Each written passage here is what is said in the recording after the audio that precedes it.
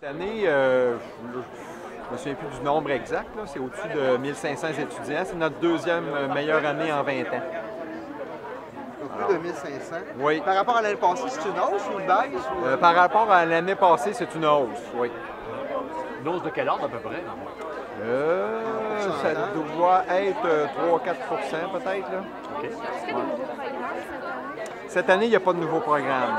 Non, mais on a, cette année, en fait, on avait démarré un nouveau programme il y a 3 ans. Donc là, c'est comme la dernière année qu'on va avoir cette année. Là. Ouais. Vous avez dit ça, c'était la deuxième meilleure année en 20 ans. Oui, Ouais. au niveau de la population étudiante. Y a-t-il des programmes qui ont connu une baisse marquée ou des hausses marquées? En semaine, on voit qu'il est toujours aussi populaire. Oui, toujours aussi populaire.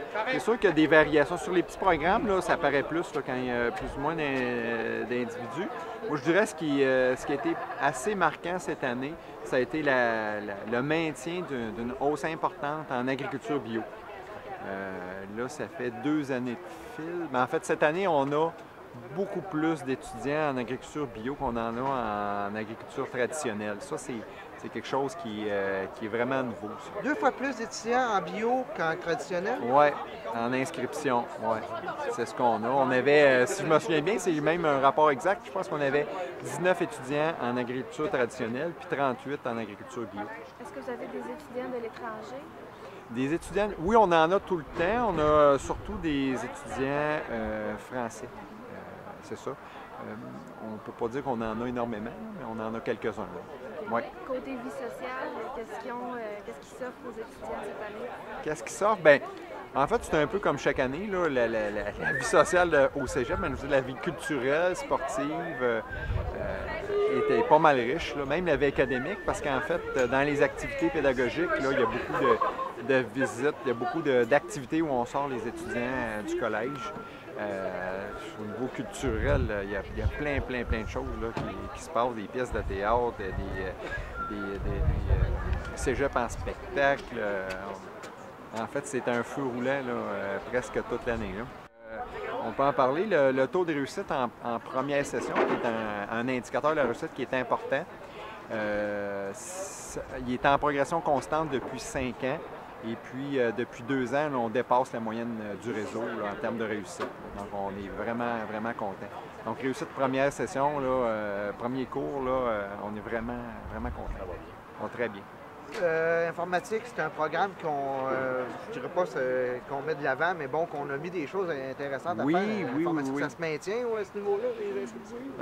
Ben, de mémoire, là, les inscriptions se maintenaient. Là. Okay. Mais je vous dirais que les programmes techniques, c'est un défi partout dans la province. Okay. Il y a beaucoup de programmes techniques en informatique puis en électronique là, qui sont en péril dans la province. Nous, on réussit à maintenir là, nos clientèles là-dedans. Donc, en soi, c'est déjà un exploit.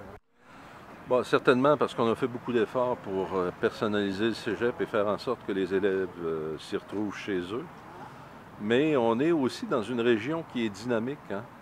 Victoriaville va bien. L'ensemble de nos partenaires sont eux aussi dynamiques. On a créé des associations avec tout le monde.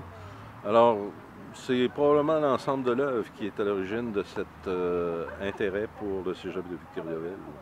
Et c'est quoi les défis qui attendent le cégep là, pour la prochaine année? Oh, il y en a plusieurs. Vous avez certainement vu dans les médias que le gouvernement nous prépare encore une autre série de compressions budgétaires. Alors, le Québec est placé devant des défis importants, puis l'ensemble des institutions publiques seront mises à profit là-dedans. Le deuxième défi qui nous guette toujours, c'est la recherche de clientèle, de montrer qu'on est en mesure d'offrir des services qui sont excellents et meilleurs qu'ailleurs. Et ça, je vous passe un papier qu'on va continuer à le faire. Et l'autre défi qui nous guette est certainement de poursuivre dans la voie de l'excellence en engageant les meilleures ressources. Parce qu'on a fait beaucoup d'efforts au niveau des opérations de dotation, puis pour pouvoir les postes qui étaient devenus disponibles au cégep. Et on a réussi à montrer qu'on est capable d'attirer des ressources excellentes, d'engager des gens qui sont dévoués et qui sont non seulement compétents, mais intéressés par ce que c'est qu'ils réalisent comme fonction. Et ça, c'est important. Quant aux autres défis, c'est bien sûr la nouvelle planification stratégique, éventuellement les négociations qui se dessinent. Alors, il y a plein de choses qui nous attendent. Merci. C'est important pour le Cégep de tenir une cérémonie comme ça, particulière pour la rentrée? Oui, en fait, ça émane de plusieurs têtes. On a fait beaucoup de réflexions pour les éléments liés à la réussite éducative. Et on s'est inspiré d'exercices qui se font aussi ailleurs. On a regardé un peu ce qui se faisait dans les grandes universités américaines, notamment Harvard et ainsi de suite. Et le symbole est quelque chose qui rejoint les jeunes. Alors, cette cérémonie d'accueil, cet accueil particulier pour les jeunes, la cloche a valeur de symbole aussi.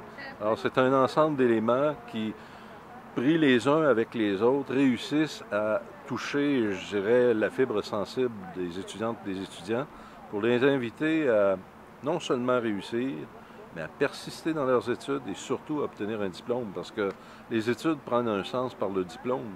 Éventuellement, c'est avec un diplôme qu'on peut réussir à se décrocher un emploi. Alors, c'est ce vers quoi on essaie de les amener.